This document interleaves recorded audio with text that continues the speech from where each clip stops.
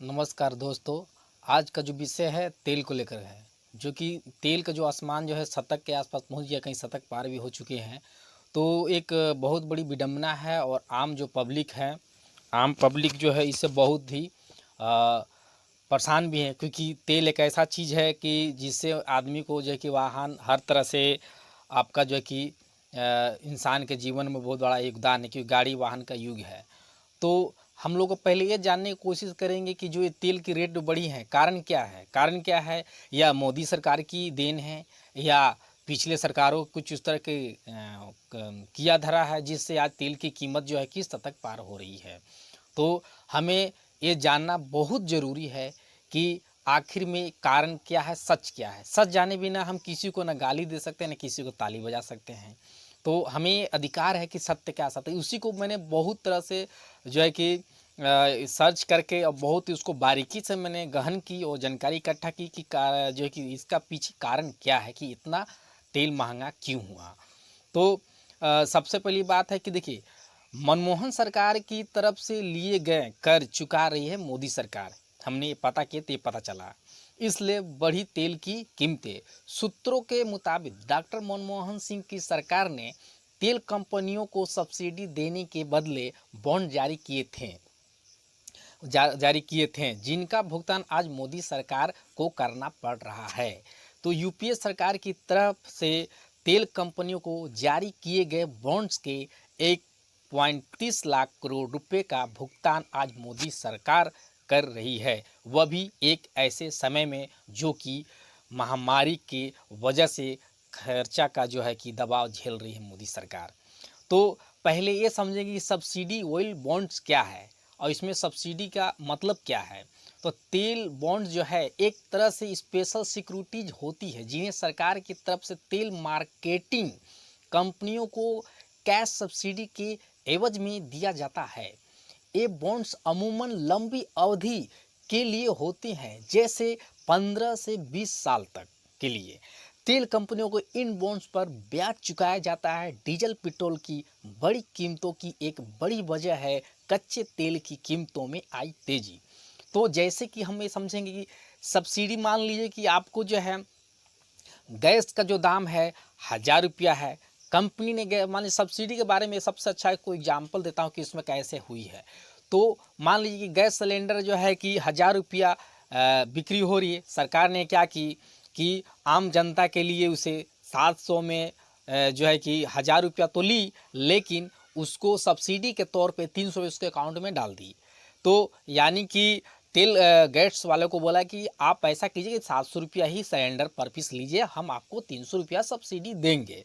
लेकिन यहाँ उसी तरह जब मतलब क्या हुआ कि उसने तो सिलेंडर गैस दिया 700 में, लेकिन सरकार ने 300 रुपया सब्सिडी जो है न आम जनता से असूल की और न उसके खाते में डाली। यानी कि गैस वाले को 700 बचे, उसके पास 300 उसका जो ड्यू रहा। तो उस 300 ड्यू होते गए और उसका जो है कि मूल प्लस ब्याज जोड़ करके इस तरह से। तो उसी तरह पेट्रोल कंपनियों ने क्या किया कि उनको जो है मनमोहन सरकार ने ये 2004-5 में इसका जो है कि जारी की थी ऑयल बॉन्ड्स। तो जैसे कि 11 में इसका भी कुछ अमाउंट आया, तो उस हिसाब से जो है कि सरकार ने जो क्या की कि तेल कंपनियां जो है उनके जो है उन लोगों को तो कोई दिक्कत नहीं था, क्योंकि क्या दिक्कत है, भारत इतना बड़ा देश है, ये है पैसा तो चुकाएगा ही। तो उन्हें क्या हुआ कि चलो भाई, एक तरह से आदमी ऐसे भी कहते हैं इंटरेस्ट पर पैसे लगा दो, बहुत ज़्यादा पैसे हैं तो इंटरेस्ट पर लगा दो, मूल तो मेरा रहेंगे पर ब्याज भी साथ में आएंगी। तो उन लोगों को कोई दिक्कत नहीं हुआ, उन लोगों को जो कि ब्याज भी मिला। तो जब जो है कि यानी बॉन्ड समझ गया आपके, ओल्ड बॉन्ड्स क्या है, सब्सिडी क्या है, यानी कि सरकार ने जो कि जब बढ़ती रेट जो बढ़ी अंतर्राष्ट्रीय में, तो उसका रेट जो है सरकार ने न तेल वालों को दिया, तेल कंपनियों को दिया, और न ही आम जनता से असूल की। अगर मान लीजिए यहाँ तारीफ तब होती मनमोहन सरकार की, कांग्रेस सरकार की, अगर उसने आम जनता पर बढ़ती तेल की कीमत का लोड नहीं दिया, तो अपने सभी सांसदों में से कुछ पैसे कटौती करके उसको पे करती, तो ये काबिल तारीफ थी। किंतु वो पैसा एक कर्ज के तौर पर बढ़ता गया। आप धरिए, मान लीजिए आपने अगर किसी को 500 से 1000 रुपया अगर कर्जा देते हैं तब छोड़ते नहीं है, तो देश है उतना कर्जा दे कैसे छोड़ेगा वो तो मौका का फ़ायदा लेगा ही, तब कैसे भूल रहे हैं। तो जब महामारी के चलते केंद्र सरकार खर्चा के दबाव का सामना कर रही है, तो उपलब्ध जानकारी के अनुसार केंद्र सरकार ने पिछला भुगतान मार्च 2015 में 3500 करोड़ रुपये का जो है कि किया। कुल वर्तमान बकाया 1.30 लाख रुपया है, यानी कि 1,30,701 करोड़ रुपये मूल्य को ऐसे बॉन्ड्स का भुगतान करना पड़ेगा, जिन पर देय ब्याज भी 10,000 करोड़ रुपये है। सूत्रों के अनुसार अगले 5 सालों यानी 2026 तक भुगतान करना ही पड़ेगा। पिछले सालों में बॉन्ड्स को ब्याज भुगतान पर खर्च किए गए 70,000 करोड़ रुपये हैं।